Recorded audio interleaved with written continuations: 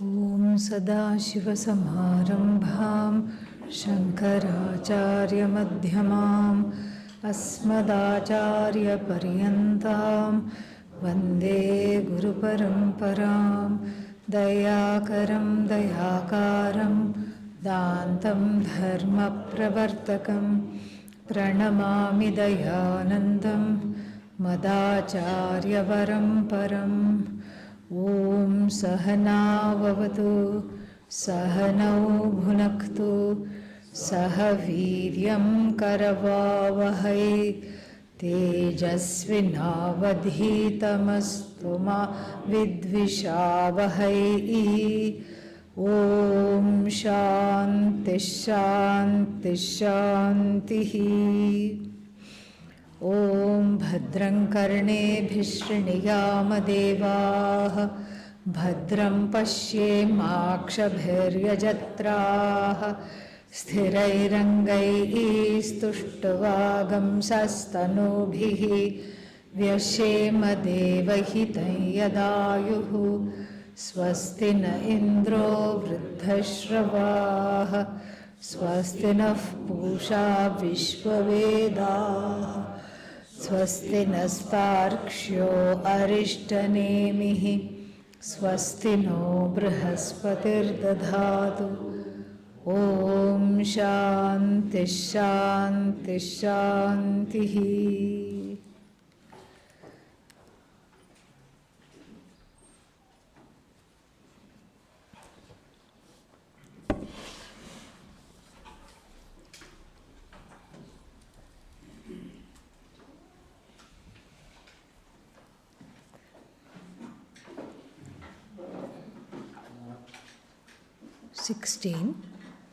Shabdaksharam param brahma Tasmin kshine yadaksharam Tadvidvanaksharam dhyayet Yadichetchantimatmanah.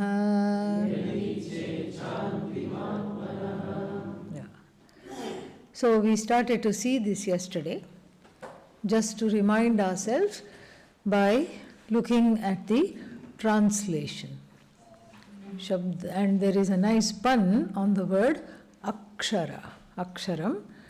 And so, what did we see? Shabdaksharam param brahma.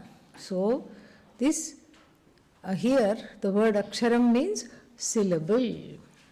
That ultimate syllable which is a stand-in for Brahman. Stand-in means it is the meaning of the syllable is Brahman and the meaning of the syllable is Ishvara. And what is that syllable? Om.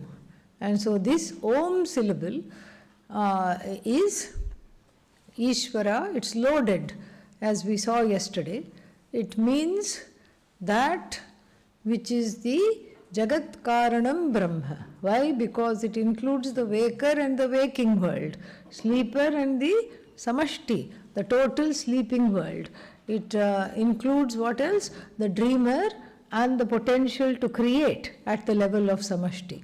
So this is the whole universe. Om is the whole universe including you. Don't forget and leave yourself out in this. Om is the entire universe including you. And then including the Jagat, including everything in the Jagat, nothing is left out. And then what is Om? Om is the silence, and silence means the silence represents Satchidananda without the Jagat. Without anything, without the body, at the individual level, without body, mind, sense, the constraints of the body, mind, sense complex, and then at the samashti level, without the Jagat, without names and forms. So Om is both Tatastha Lakshana and Swarupa Lakshana of Brahman. What do we mean by Swarupa? Let us look at Swarupa Lakshana. Swarupa means one's own nature. So, Yat Swarupam Tat na vyabhicharati. that which is one Swarupa, tasya na nivrittihi, tad na vyabhicharati, that does not swerve from itself. So that is what is called one's nature, which does not have any kind of swerving or changing. Otherwise it's not nature. Supposing you tell your friend, it is not my nature to to get angry all of a sudden. So that means what? Generally one is a calm person. That means generally you are a calm person. Of course, anger comes to everybody, that's not the point. Generally you are a calm person, that's what you are telling your friend. So now, if supposing that were not true, then you can't say that. Correct? So that means what? That one's Swarupa, one's Swabhava is that which does not change. And this we have to keep in mind. So then, Swarupa Lakshana, the definition of Brahman from the standpoint of Sat Chit Ananda, that which exists, that which is sentient, and that only thing which exists and is sentient happens to be forever. This is what is called Swarupa Lakshana of Brahman, without which Brahman cannot be. Like what is the Swarupa Lakshana of air? That which is in constant motion. That is the Swarupa Lakshana. Air is always moving, that is its intrinsic nature. What is the Swarupa of fire? Heat and light. That is the Swarupa of fire. Without heat and light, there is no fire. There is no cold fire. Cannot be. So similarly, in all circumstances, that which does not give up its nature is called intrinsic. Without it, it cannot be. So when we are talking of Brahman, without what Brahman cannot be, that is its Swarupa, Swarupa Lakshana. And what is that definition? Sat Chit Ananda. That which is, that which comes to light on its own, self-effulgent, and then what? All knowledge. And all knowledge means including my ignorance. I know what I don't know. That is what we are talking of, the ontological level here, on the level of reality. So that reality is such that I even know what I don't know. What I don't know is relative, and that I know is absolute. I know what I don't know. What I don't know is small, and the fact that I know is all. This is what we have to see. And then after that what? Sat Chit Ananda. Ananda means Ananta. That which is the only thing which is forever. And who is that thing? I. I am that Vastu which never ever ever comes to an end. If I came to an end, then that would be the end. I don't come to an end. And that's why it is of the nature of joy. It is joyous because it doesn't come to an end. We don't like things coming to an end. That end is the cause of sorrow, and then forever is the cause of joy. That's why even in everyday life you want things forever. You don't want the thing itself. You want the forever which is behind the thing. Is it forever? One is in search of forever. Unfortunately, forever is not a thing in time and place. You can't find forever. Why? Because the nature of the finder is the one who happens to be forever. That's the only thing that is forever. That's the only thing that is forever sentient, forever existent. And this Satchidananda constitutes what is called Swarupa Lakshana of Brahman. And then we have one more definition of Brahman, as though this was not enough. Why do we need one more definition? Because we need to account for this Brahman which has Ishvaratvam. This Brahman which is free of everything, name, form and all superimpositions, or as though has upon itself a superimposition and a status. It acquires a status at the collective level, and the collective level status is what? Jagat Karanam Brahma, Ishvara, the cause of the universe. Karta, Srishtikarta. Srishtikarta means the creator. And then Dharta. Dharta means what? Sustainer. Samharta means resolver. It gets a new epithet. This Brahman gets an epithet at the collective level. It gets Ishvaratvam. Ishvaratvam means it gets the status of becoming quote unquote Ishvara, as it were. And on the individual level also it gets a status. What is that? Jivatvam. Same thing. Jivahood, jivaness is again superimposed upon that Brahman, Satchidananda, which is free of all superimpositions. So Jivatvam is mithya at the individual level, Vyashti level, and at the Samashti, from the standpoint of the Samashti also, from the standpoint of the total, there is no such thing called Ishvaratvam, it is a superimposition. Don't say Ishvara is mithya, no. Ishvaratvam is mithya, Jivatvam is mithya.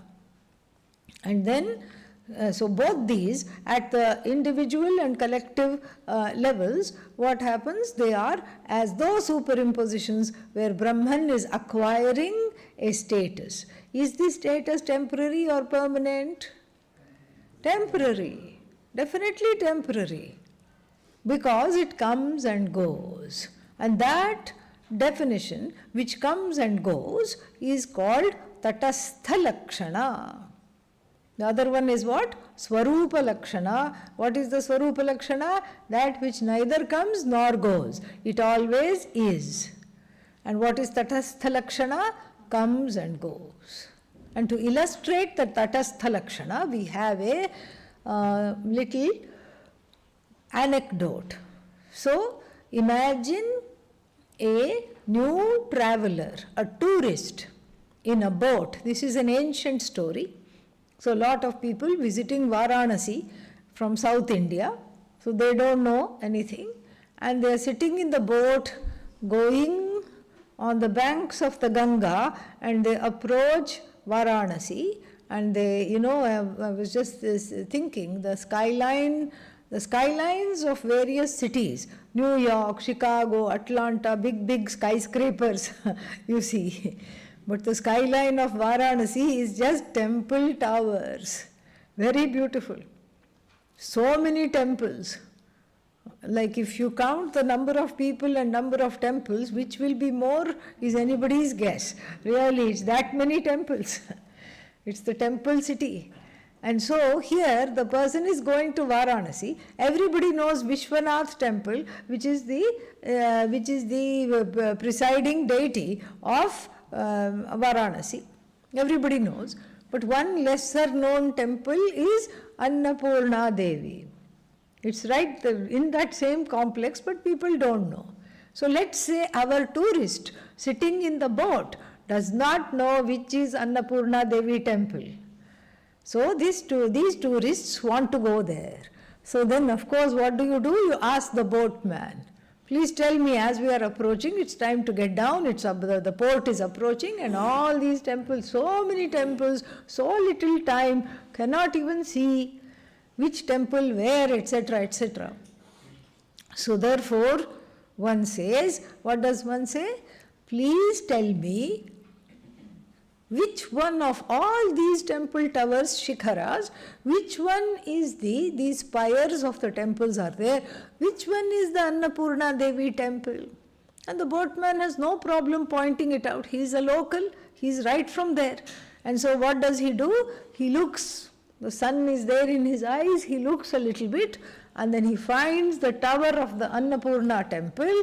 And then how does he point it out? Because it's a crow is very helpful in that moment. That crow is sitting on the spire. And he said, look. Do you see that where the crow is sitting? That's where you need to go. That's your place.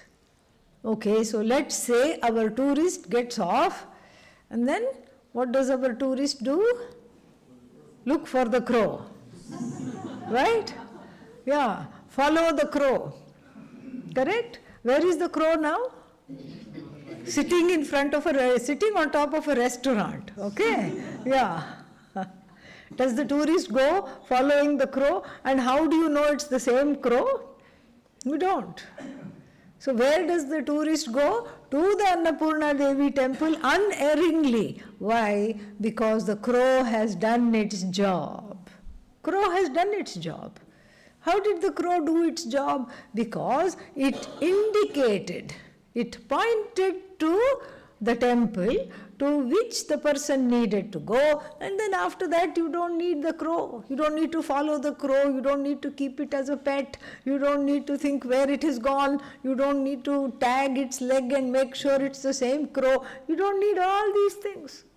All these shenanigans you don't need. Why? Because the crow has identified the destination you want to go to. Similarly, the Tatastha Lakshana identifies Brahman, and then it's an interim definition. This is the same thing, the interim definition where Brahman gains Ishvaratvam, and then when Ishvaratvam is there, it's a relative status, because you can't call Ishvara creator when there is nothing there on the other side. When there is no creation, you cannot call Ishvara creator. Ishvara is in repose. Ishvara is there, but Ishvaratvam is not there. Just like the Indian kings. Indian kings means what? The kings are there. What is not there? Kingdom is gone. Yeah. They have some old palaces, half of which is converted into some heritage hotels. Yeah. And then they live in the other part of the palace. And then there are certain parts which cannot be repaired at all. They are in ruins. You can see, okay, this is how it was in the 15th century, 16th century. So all the power and the glory is not necessary, because the glory and the power is latent. If they ever were to regain the kingdom, it would be there. But right now, this much alone is the example, like the Indian kings. What are they? They still are allowed to keep their titles. They can call themselves Rajadhiraj, Maharaj. They can call themselves that. They can have their own, stationery with that title. The government allows them to keep the titles. But that's all it is. It's a titular head, a titular glory, that's all. It's just connected with the title, and there is no really power. I mean, they spend their days running the hotel half the time, and the other half the time cutting ribbons for different local functions. Oh, please, I mean, people want, oh, Raja is coming, and, cutting the ribbon and inaugurating something. That's what they are doing, inaugurating something every other day. That's their job. So one time, Pujya Swamiji was relating this very hilarious story. There is one Saraswati Mahal library. Where is that? Near Tanjavur. So this library underwent a lot of difficulties during the time of Aurangzeb, who had a lot of time on his hands, and then he used that time, he must have been a pyromaniac, and he used that time burning all the manuscripts. Obliterating everything. But thankfully, the manuscripts were in the heads of the people. He could not burn all the people. And so therefore, the manuscripts were then rewritten and then digitized. And so the library reopened after that. This was an old story, sometime in the 80s. And then they had a big inauguration. They had invited Swamiji also. And Swamiji went, and then everybody was waiting for the Maharaja of Tanjavur to come. So then somebody said, Maharaj aa gaye, Maharaj has come. And then Swamiji said, let me look, where is the car? Because he couldn't hear anything. But the king came in a cycle rickshaw.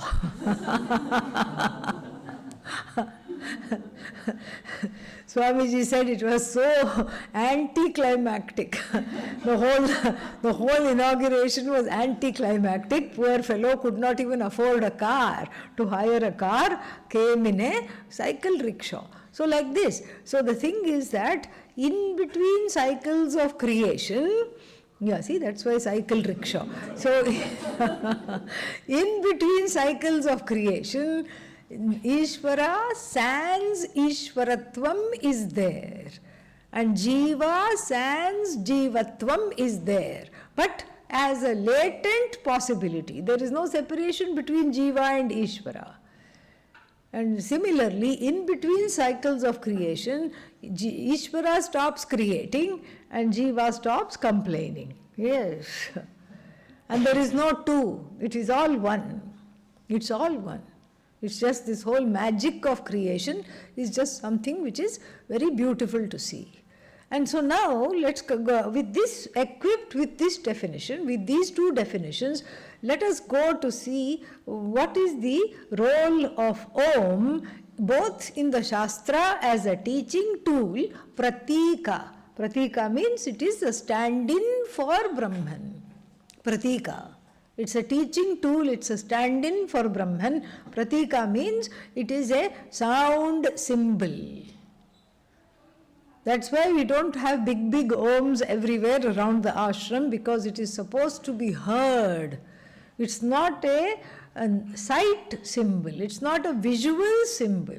The visual symbol for us is the swastika, which the Nazis appropriated and did horrible things to it. And then it's almost like we can't ever use it because of this pain that it has caused. But swasti means well-being. And it's a geometrical design which was distorted by Hitler and the Nazi movement. But really, it means well-being. Well-being. And it's a geometrical, sacred geometrical design which shows that everything is in balance. When I went to Israel, that's what, we went as a delegation for the Hindu-Jewish dialogue, and then there we were discussing how to release and the rabbis and the scholars there were very wonderful, they could understand this, and then we were having a very fruitful discussion how to release the swastika from its public memory. It will take time. It will take time. It won't happen overnight. So, anyway, this is when we look at this Om, it's a pratika. The swastika is the sight symbol. Om is a sound symbol to communicate Brahman. So it's a pratika. It's a sound symbol. Sound symbol means it should be heard. So it's a part of the teaching pedagogy as well.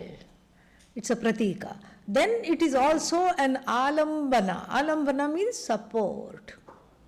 In meditation, just like when one takes the support of the mantra, this is also a support.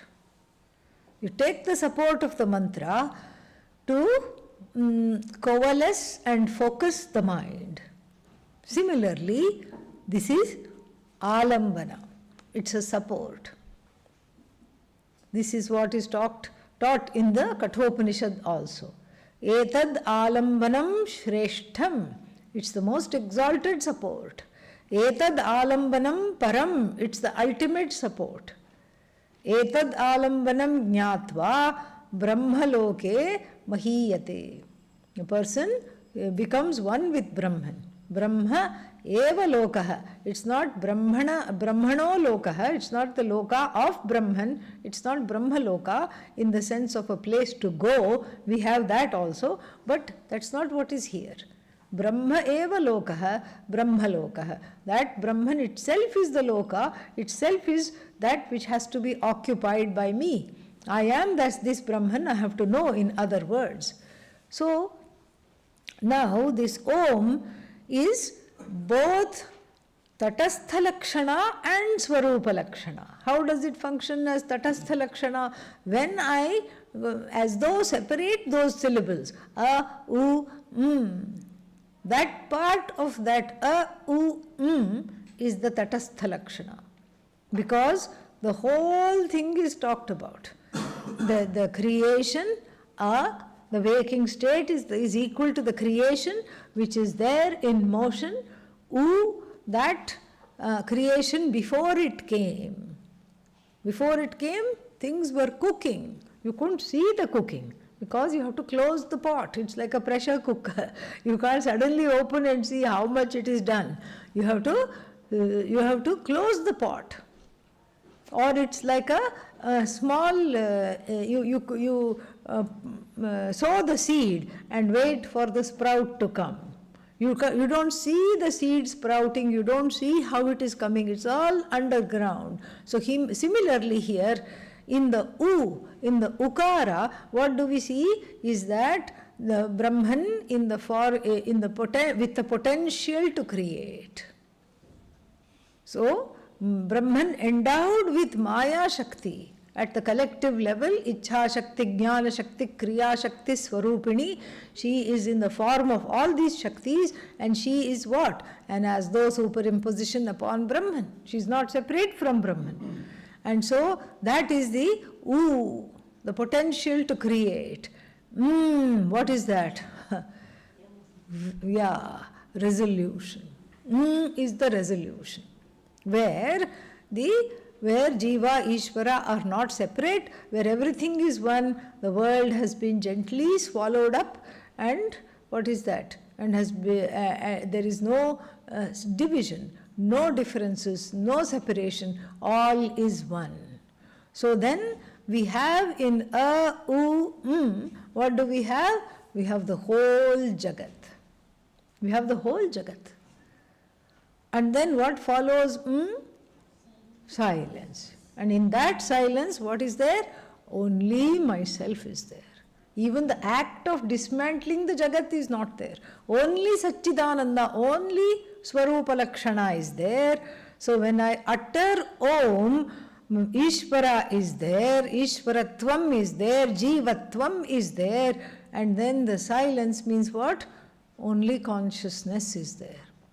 Chant Om, Om, and then the whole universe is there. And then what follows? Makara is what? Silence. There is no universe. What universe? What Jagat? Only I am there. Not I as in this body, mind, sense complex. I as Satyam, Jnanam, Anantam, Satchidananda. And another way to look at it is like, transferring some bushels of rice using a measure. So you take the rice or the grain, you fill up this measure, correct? The fill up this measure is the enunciation of the word Om and all that it gives, and then you empty. That emptying is the silence following the Makara.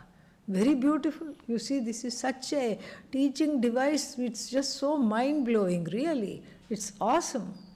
And when you practice it, this is how it should be practiced. This verse number, whatever it was, 16, right? Yeah, 16 says. So, Shabdaksharam, so this Shabdaksharam, the syllable Om, Shabdaksharam, is meditated upon. Param Shabdaksharam, not Param Brahma. Param Shabdaksharam, Brahma, Jagat Karanam, Brahma. Param Shabdaksharam, don't put Param with Brahma, put Param with Shabdaksharam.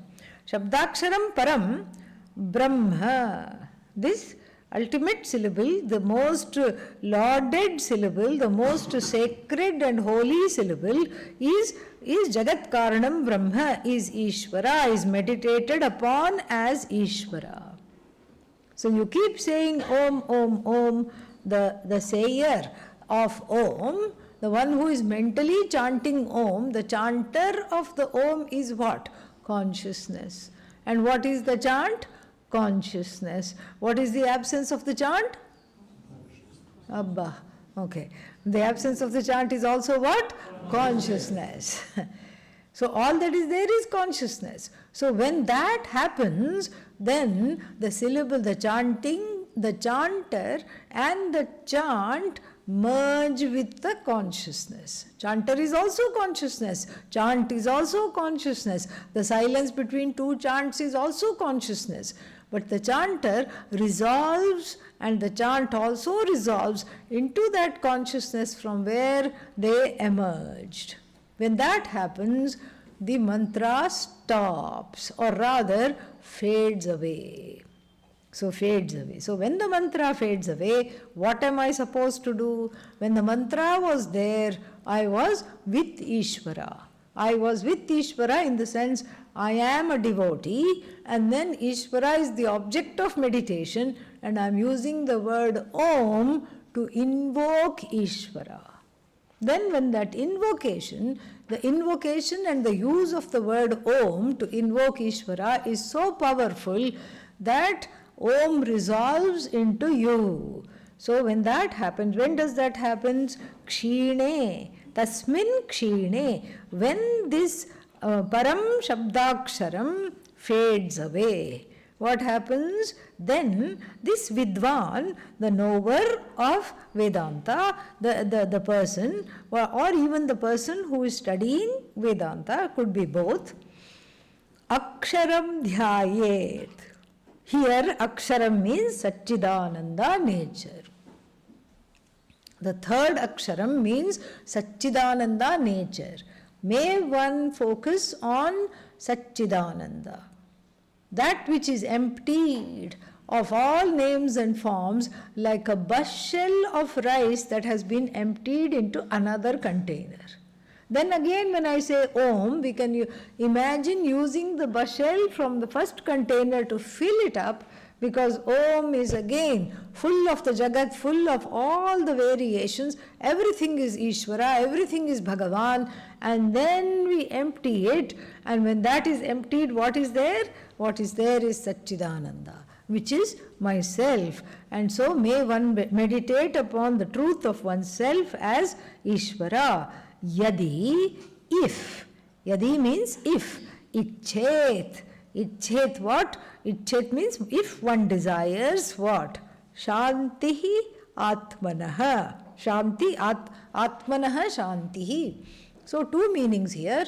One is we can take the sixth case, atmanaha, as just a aupachariki shashti. Means it is just for the sake of a formality. It's not the peace of Atman. What is Atma? Peace. So you cannot say peace of Atma when the Atma itself is peace. It's like saying head of Rahu. Rahoho Shiravat. What is Rahu? A big head. Okay? Yeah, it's a shadow planet which is a big head. It's a malefic. So no matter where it is in your horoscope, yeah, it is never in the right place. Never in the right place. This is Rahu. What is Ketu? Only tail. So just like saying tail of Ketu and head of Rahu, just when we say that, the off has no meaning. If you say head of Rahu, you are actually off. Okay? Yeah, because Rahu is what? All head. Ketu is all tail. And here Atma is all Shanti.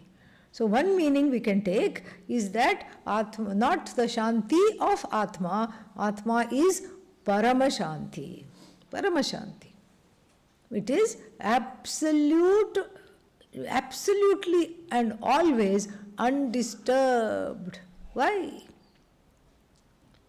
There is pratiyogi abhavat, because there is nothing else. There is no competitor. There is no other thing.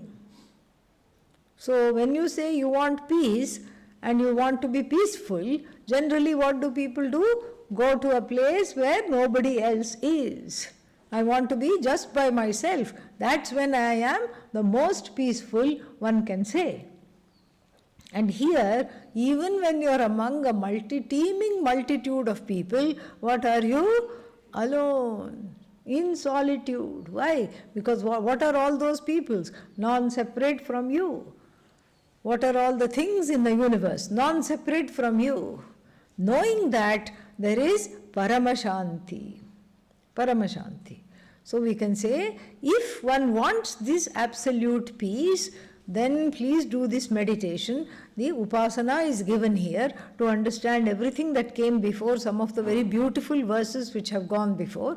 If you want this ultimate peace, Paramashanti, please do this meditation along with the study, and it will remove all the pratibandhas. Pratibandhas means obstacles standing in the way of this knowledge. If the mind is all over the place, this meditation will give chitta naishchalya. Naishchalya means nishchalasya bhava. Naishchalya. The chitta, the mind, becomes free of distractions. And then one, with the help of Vedanta Shastra, understands that the Atma itself is, I am the embodiment of peace. I need to discover that. Then we have another meaning we can say. We can talk about how yadi icchet shantim atmanah. So here the word atmanah can be the mind. We can take it to be the mind. And then we can say shantim atmanah. Atmanah shantim means relative cheerfulness and relative peace based on the condition of the mind, which has now become what? Tranquil as a result of the meditation.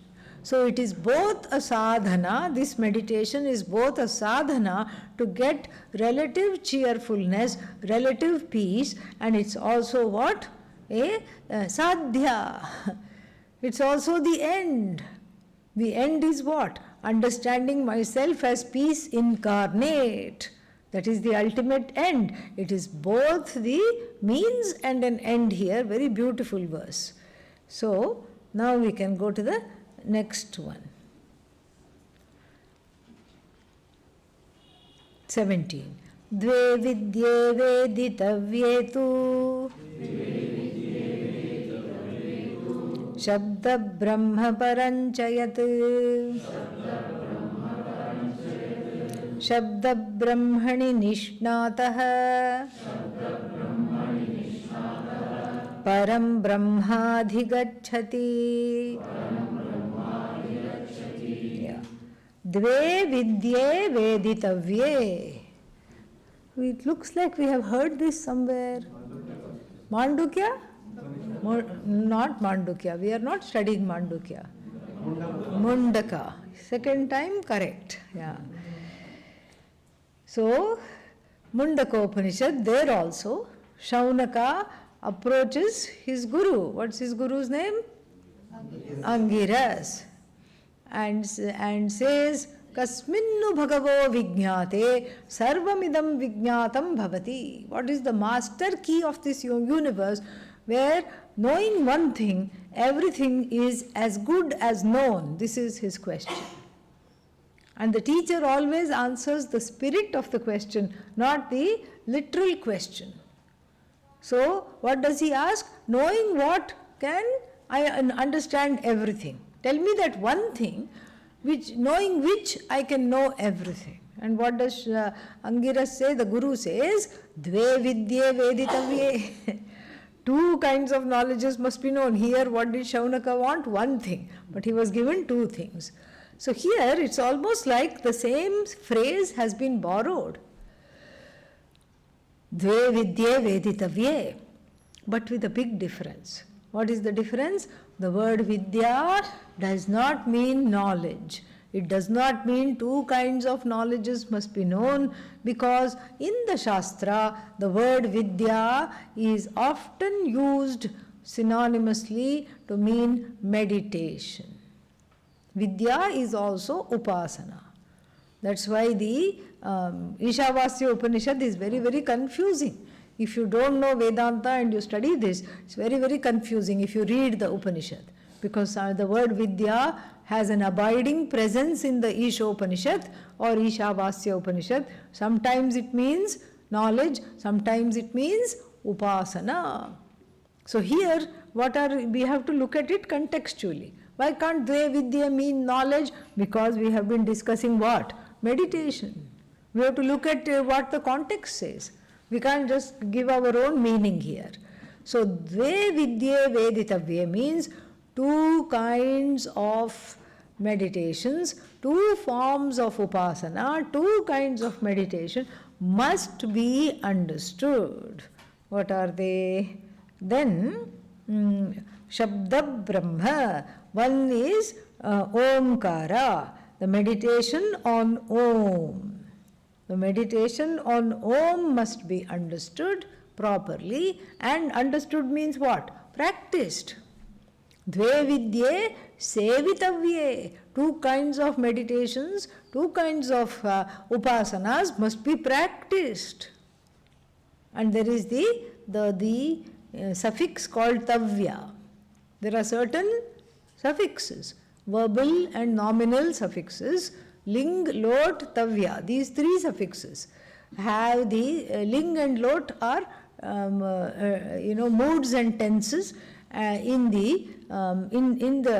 Sanskrit language, and then tavya is a nominal suffix which has the power of order. You must do this. Atma va are drashtavyah. Darshanartham kim kartavyam. What do I do in order to see the Atma? The Atma must be seen. How to see the Atma? Shrotavyah, must be listened to. And then what else can I do? If Shravanam, when Shravanam starts to bring up all of doubts, many doubts, you have to resolve these doubts with the teacher and also by meditating upon the Shastra. Mantavyah. And then Viparita Bhavana must be dismissed. Viparita Bhavana means wrong identification. I know I am Brahman, but I am still identified with a body. Wrong, associations and identifications must be dismissed. Nididhyasi tavyah.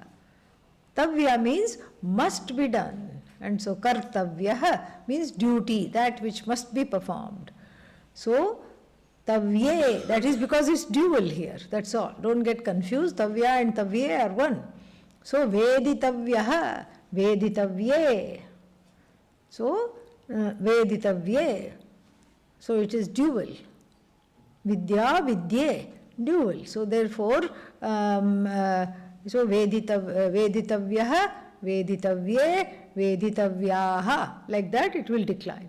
So veditavye, two kinds of upasanas must be known. What's the use of knowing? They must be practiced. That's the best form of knowing. Okay, they must be practiced, two kinds. What are they? Shabda Brahma and Param Brahma.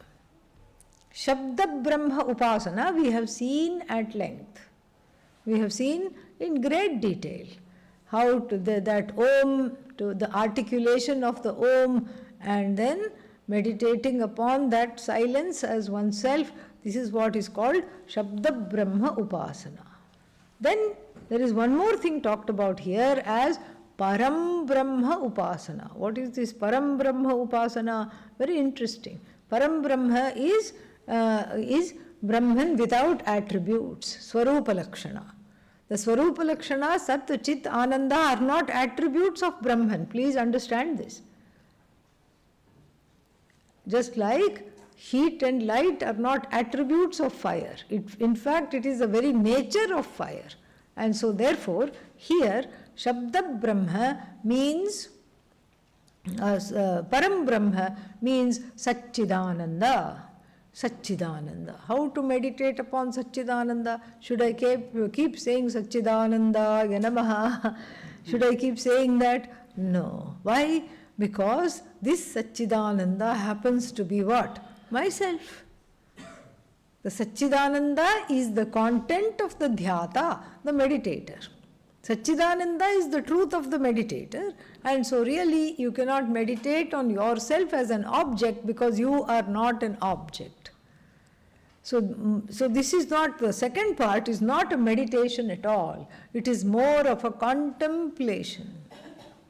We had a little taste of it this morning in the meditation session, just to understand, because I knew we were coming to this part of the text. So it's reiterating the truth of myself, which I have studied. You can't reiterate the truth of yourself which you haven't studied. So you reiterate what you have studied, whose meaning you know, reiterating the truth of oneself that one has studied, and repeatedly seeing the meaning. Asangoham. If you find yourself in a sticky situation, keep saying Asangoham. I am not involved, I am not stuck. Like this. And if you feel that there is a certain sense of lack, I am not full, I am just not free, then I am not full, then you say Purnoham, Purnaham, I am free, I am full. Muktaham, Muktoham, I am free, I am full. So it's a wonderful antidote to the to erase the habitual thoughts that keep coming. And so that is how contemplation is done. Contemplation is tricky because until one is contemplative, one cannot contemplate. Until one contemplates, one cannot become contemplative. So therefore we do baby steps to do this. Because contemplation comes again as a result of this Atma Jnanam. It automatically comes where you want to more and more abide in yourself and nothing else matters. But that comes on its own. Till then we help ourselves with a few tools like is suggested here. So then Shabda Brahmani Nishnataha. So don't be in a rush to meditate or contemplate upon the truth of yourself. You cannot meditate on Param Brahman, it's you. So it should be known and contemplated upon. So don't be in a rush. That the Upanishad says to meditate upon or contemplate upon the truth of yourself. First get expertise in Shabda Brahma. Shabda Brahmani Nishnataha. Nishnataha means the one who is adept. Nishnataha, fully adept. Shabda Brahmani Nishnataha. Then only go to Parabrahma. Don't rush. Don't say I have to, contemplation is the ultimate. So I'm going to contemplate, I have to contemplate. Don't be in a rush. First get the expertise on mantra japa. Whether that mantra is Om or whether it is Om Namah Shivaya, whatever the mantra is, and get expert, become an expert in that. Then only go for the contemplation, mantra-less contemplation of the truth of yourself.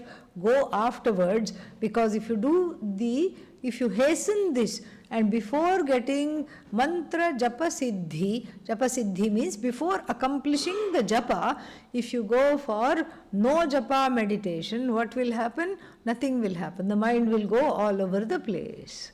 Like the Saint Kabir said, Mala to karme phire, jeeb phire muhmahi, manuva to disi phire, yah to sumiran nahi. The mala is going round and round where? In the hand, in the fingers. Then the tongue is going round and round in the mouth, repeating the mantra. While the mind is going round and round all over the universe, this is not contemplation, this is not even japa. This is what the Saint Kabir said. And so like this, we have to first become an expert in the japa meditation, and then after that I can have no japa contemplation. Because the aid of the japa is very, very important to understand the truth of the self, as as the one that as not just connected to the mind. That is what the meditation helps accomplish, makes one lose the hold of the mind. So therefore, Shabda Brahmani Nishnataha, San, when one gets the expertise, one becomes adept and skilled in Shabda Brahma upasana, then only Param Brahma adhigacchati. Yeah. You don't even have to practice contemplation. It's a natural outcome of the first one. It's a natural outcome of meditation upon Ishvara. What does it do? It makes the mind quiet, it throws the mind back to itself, and one can just sit in one's own glory. Before, if you just sit, you don't feel glorious at all. You feel very inglorious. That's why people cannot sit. People have to keep doing something all the time to ward off that fear that comes when you sit quietly. Now, 19,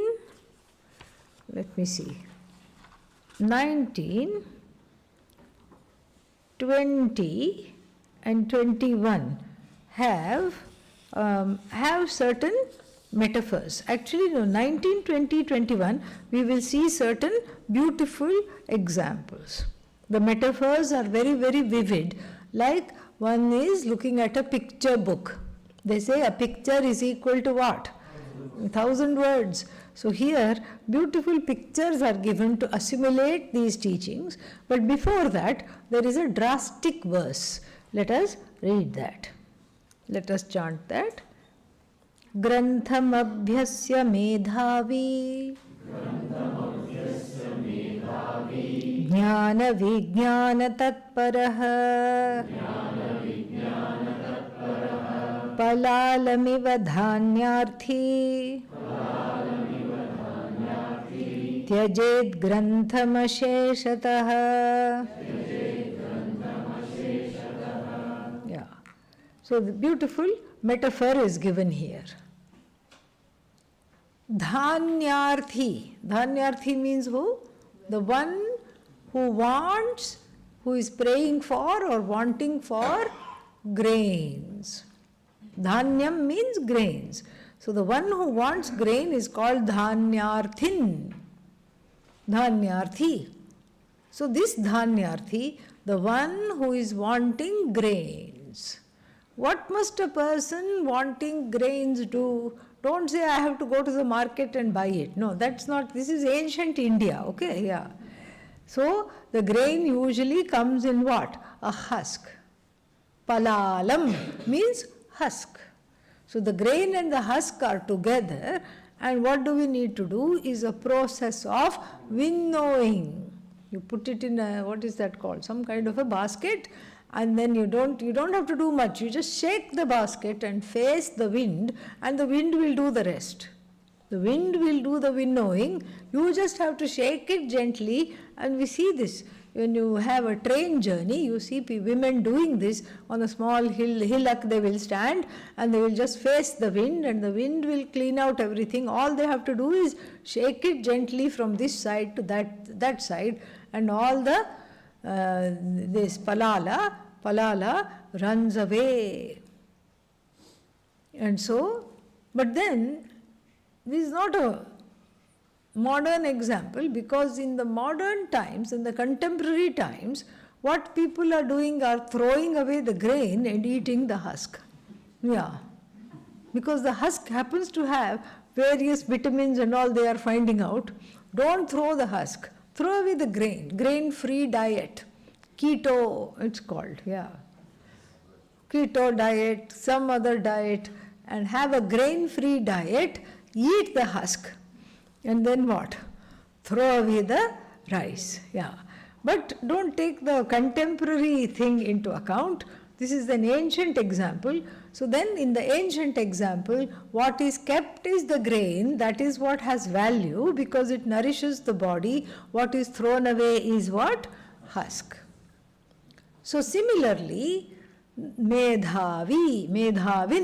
Medhavin means the one who is endowed with Medha Shakti. Medha Shakti is the ability to grasp whatever is taught. Medha Shakti, the retention power, is also part 2 of Medha Shakti. Medha Shakti comes in 3 parts. Okay, so first one is what? The ability to grasp. Medha Shakti, grasp what is taught. Grasping power. the retention power, part 2, and then the ability to say exactly what was said. Because sometimes people can grasp and retain, but you ask them to talk about it and they cannot share it. So the ability to share it and talk, reproduce what was said exactly how it was said, is also part of Medha Shakti. Medha Suktam is being done? Yeah. So there, that, please chant that every day. We need all 3 parts. Part A, Part B, Part C of Medha Shakti, we need. Not only for the 3-month course, you can say, oh, the 3-month course will be over soon, why bother? You need this in your life. Please chant it every single day. This Medha Shakti, this is what Medha Shakti is.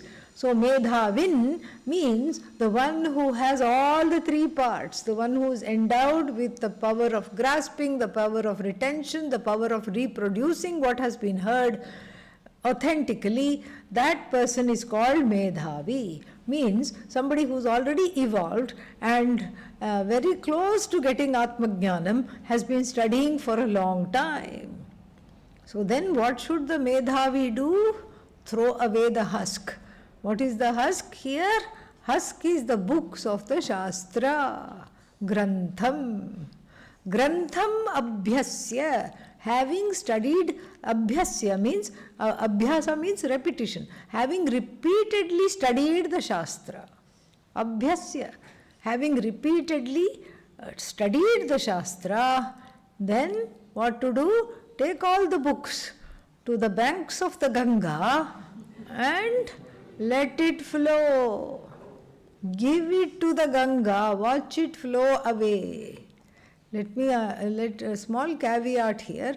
Let's remind ourselves we are not at that stage yet. Okay? Yeah. Let me not see anybody going to the Ganga this afternoon. All right? Yeah. Yippee. All right, don't do that. Because we are not at this stage. Medhavi stage is different, okay? It shows something which is very beautiful about this knowledge. So, Grantham Adhyasya Medhavi Tyajet Granthani Asheshataha. Can I keep 1 or 2 books? No, Asheshataha. Everything has got to go. Doesn't matter, I have it online. No, throw away that as well. Throw away the computer also. Or erase everything online. See, this online thing is a problem. No problem, take away the Grantha. Doesn't matter, I have it in online. I have it in PDF. I have the PDF form. Now you can get all the commentaries. Everything has been digitalized. So then you can get everything online. Online also, don't look at the Granthas. Grantham abhyasya medhavi tyajet Granthani, what? Asheshataha. Asheshataha means without any residue. Without any residue, we'll just see the meaning today. And then please throw Tyajet Grantham Asheshataha. Throw it all away. Why? How? Like the dhanyarthi, like the person who is interested in dhanyam, in the grain. The dhanyarthi, the one who is interested in dhanya, does not even look at the husk. Okay? So what is the husk here and what is the rice, the grain, we'll see tomorrow. You already have an inkling, we'll see the rest tomorrow. Om Purnamadav Purnamidam Purnat Purnamudachyate